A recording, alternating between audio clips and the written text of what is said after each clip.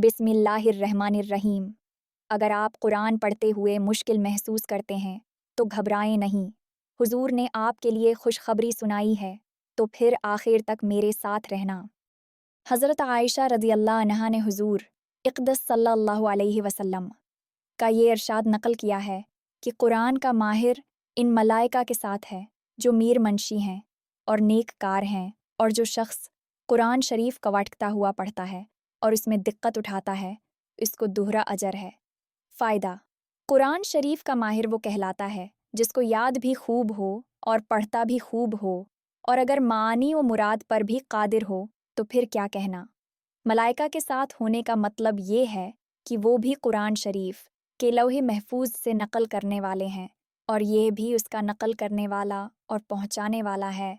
तो गविया दोनों एक ही मसलक पर हैं, या ये कि हशर में उनके साथ इज्तिमा होगा। अटकने वाले को दोहरा अजर, एक उसकी क़िराअत का, दूसरा उसकी इस मशक्क़त का जो इस बार बार की अटकने की वजह से बर्दाश्त करता है। लेकिन उसका मतलब ये नहीं कि ये इस माहिर से बढ़ जावे। माहिर के लिए जो फ़जीलत इरशाद फरमाई गई है वो इससे बहुत बढ़कर है कि मखसूस मलाइका के साथ उसका इज्तिमा फरमाया है, बल्कि मकसूद ये है कि उसके अटकने की वजह से इस मशक्क़त का अजर मुस्तकिल मिलेगा। लिहाजा इस उज़्र की वजह से किसी को छोड़ना नहीं चाहिए।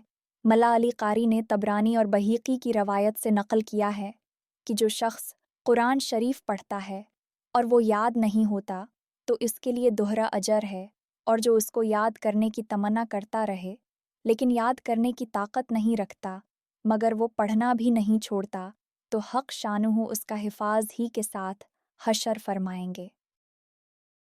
अल्लाह हमें हदीस की बातों को समझने, इन पर अमल करने और दूसरों तक पहुँचाने की तौफ़ीक़ दे। आमीन। देखते रहें, क्योंकि मैं जल्द ही एक और हदीस के साथ वापस आऊँगा। सोने से पहले वीडियो देखना न भूलें। जज़ाकल्लाहु खैरन।